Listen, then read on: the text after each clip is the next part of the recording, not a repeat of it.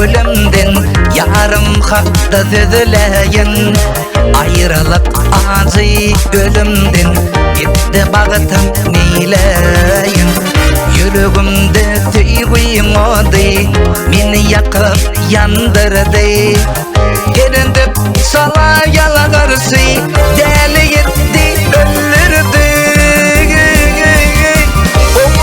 oğurun bakan yarım göz yaşlarım dökün yarım ben tüygüyümün cevap vermem yüreğimi yakan yarım oğurun bakan yarım göz yaşlarım dökün yarım ben tüygüyümün cevap vermem yüreğimi yakan yarım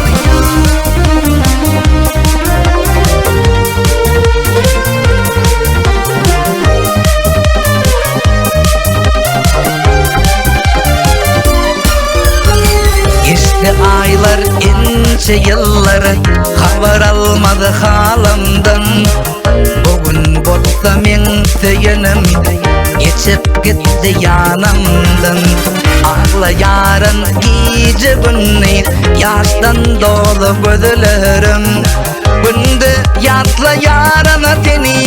kaygı gamda günlerim oğurun bakan yarım göz yaşlarım dökün yarım ben sevgimi cevap vermem